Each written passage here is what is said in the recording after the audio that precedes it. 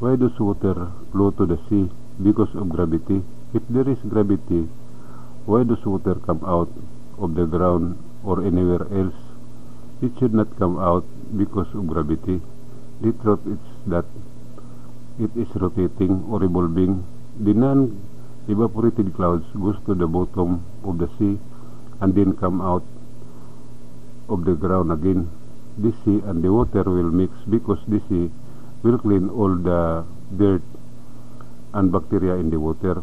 When the water is clean, it will be heavy and it will fall to the bottom and enter and exit the earth or anywhere that has a passage.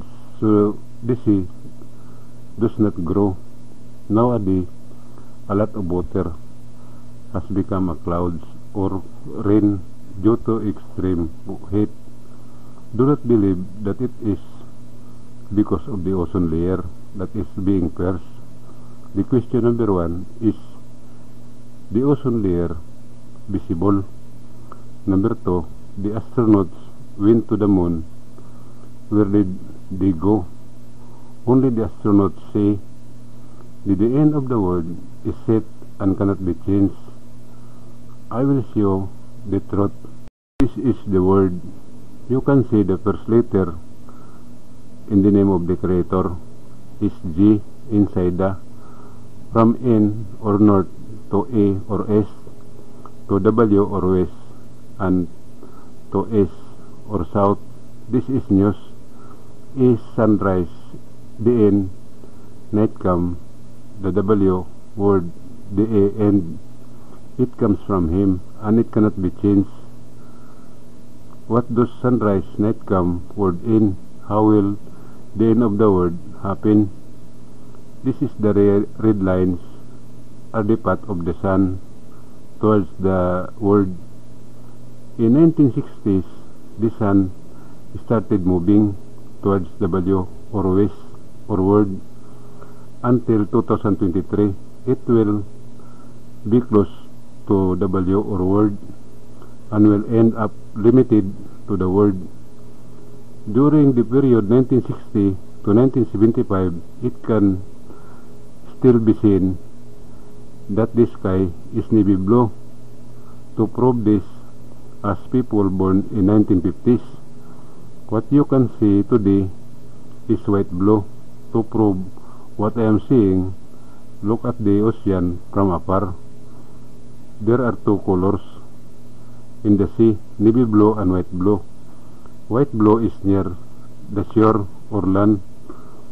This means that the end of this creation is near.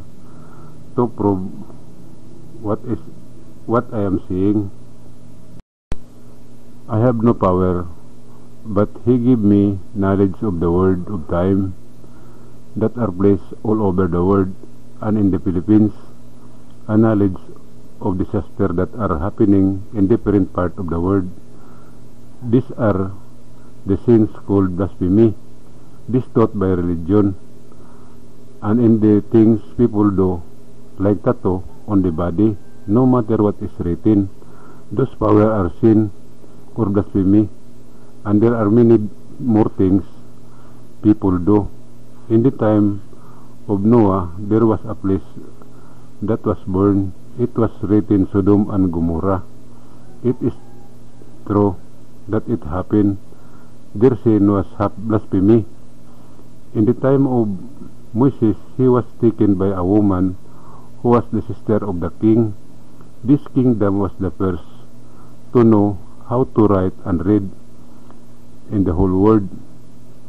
Their travelers were ordered, if they had a passage that taught about heaven, they should write and give it to the sister of the king, and she could choose what she would write. She called Orto what she wrote. The woman is called queen because she is a sister of the king. This queen went Moses. It has been uploaded on YouTube. Before she died, she gave her writings to the leader of her army and left a message to spread out the land, and not to diminish even a single dot. After the queen's death, the leader called two of wisest men, one of the queen administration and one from her army, because he could not understand the letters. He ordered them to connect the writings and put a sign of them. This is what happens when there is a number and two dots in the middle. He ordered that before he preached outside Jerusalem, a copy must be left, and the name of the lesson they are teaching must be given. After a long time, they multiplied, and the queen's administration called them kingdom. They spread those letters and gave them the name Orthodox. One was no longer preached because it had no name until time of the Christ Jesus, and Saul or Paul was the leader of the army or soldier, and he had a copy of Ortho. There is only one source for what is written in the Orthodox book, the Bible and the Quran. It comes from the Ortho. Do all this book teach the commandments of the Creator? The answer is no, but rather they teach blasphemy against Creator. The Bible has the most truths written, but this book has the most lie written. 99.9% of people will not believe what I say because they see nothing wrong with it. When I explain in personally and actual, you might change your mind. Saul or Paul arrested Christ Jesus. At the time when Christ Jesus was about to be crucified, they passed in front of Saul, and he saw that there was something written in the back of Christ Jesus. He called the guard and asked what was written on the back of Christ Jesus. The answer was beginning and the end. He immediately ordered to take the clothes of Christ Jesus and bring them to him. Christ Jesus was crucified naked. This was the sin of blasphemy. Under the soldier gambled who would bring the clothes to Saul. When Saul grabbed the clothes of Christ Jesus, suddenly there was a strong earthquake with roar of thunder and lightning and strong wind and rain. Saul trembled with fear, and he said when it stopped, he would spread what Christ Jesus was saying, and suddenly fell down. He asked the disciple he wrote down, he put wish for him to eat or live while he preached. He brought the Ortho he named the Bible. He took with him a Latin friend. This teaching spread throughout Latin until it reached Rome. One of his way was baptized people. Many times past, Muhammad went to Jerusalem, and upon his return, the so-called Muslim began. Its entire history has been uploaded to YouTube. I will tell you this blasphemy personally in my answer. Blasphemy cannot be stopped and removed by man himself, because there is no evil that is sin and practice. So there is one place that can remove it. This is the promised land in Mindanao, Philippines, and they are the people who will enter heaven alive. It is difficult to understand and believe what I am saying. I need to see it personally or actually and do it. It is true because there is something to see and read.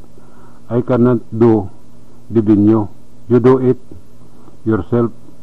I will attend. I have my contact number 0953-002-3408. You will learn many things that are amazing or shocking about the sin that people have committed, and salvation not in the book of all religion. Spread it so that the people can know.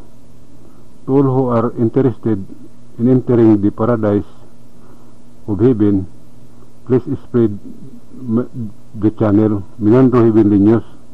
Post it on FB, and to those who ask, please come to learn about the blasphemy that no one can remove from themselves. Do not change the book you believe in so as not to increase the sin of cold conversion. My agenda is about Iglesia, statue, paganism, baptism, the commandment of Christ Jesus for salvation, the word of time in the Philippines, the sign of the end of the world, set, how the end will happen, scary, the name of the Creator and His will, etc. Don't worry about, cause I will teach you how to get the money back. Thank you and mabuhay.